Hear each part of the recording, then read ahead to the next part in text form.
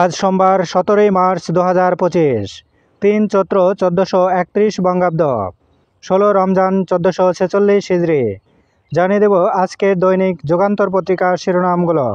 NASA নজরুলের নজিরবিহীন জালিয়াতি, ব্যাংক লুটের টাকা 4 দেশে পাচার, বিদেশে 18 বেনামি কোম্পানির সন্ধান, নিষিদ্ধ ছাত্রলীগের 20 আসামির মৃত্যুদণ্ড, যাবজ্জীবন 5, সাজা বহাল 25 জনের, আবরার হত্যা মামলা।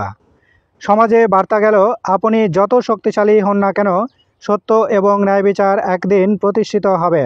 Attorney general. রায়ের সার্টিফাইড কপি পাওয়ার পর আপিল করব, বললেন আসামির আইনজীবী।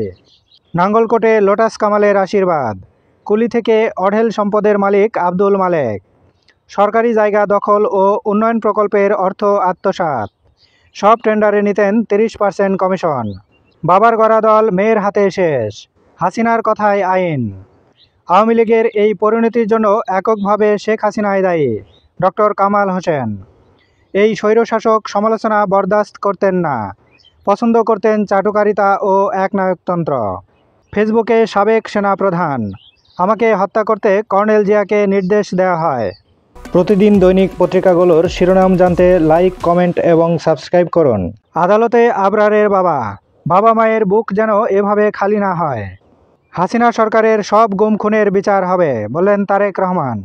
তালিকায় নিষিদ্ধ ছাত্রলীগ নেতা ও দুর্নীতিবাজরা, ফ্যাসিস্টদের দোসররা পদোন্নতি পাচ্ছেন। বাংলাদেশ টেলিভিশন। প্রধান উপদেষ্টার আদেশ, লিগ্যাল নোটিশ ও গোয়েন্দা প্রতিবেদন উপেক্ষিত, 12 জনকে পদোন্নতি দিয়ে কমিটি সভা আজ। করমুক্ত আয়সীমা 4 লাখ টাকা করার সুপারিশ সিপিডির। রাজস্ব আয়ে 1,05,000 কোটি টাকা ঘাটতি থাকবে। রাজনৈতিক সরকার পরিস্থিতি উন্নয়নে আরও কার্যকর পদক্ষেপ নেয়ার প্রত্যাশা। ত্রয়োদশ সংসদ নির্বাচন চট্টগ্রাম 3, দ্বীপের কাণ্ডারি হতে চান বিএনপির 9 জন। একক প্রার্থী নিয়ে সক্রিয় জামাত। শীর্ষ সন্ত্রাসী ছোট সাজ্জাদ 7 দিনের রিমান্ডে। বান্ডিল টাকা ছেড়ে নিয়ে আসব, স্ত্রীর হুমকি। জাতিসংঘ মহাসচিবের সফর আশা জাগানিয়া। বিএফইউজে ও ডিইউজের ইফতারে মির্জা ফখরুল।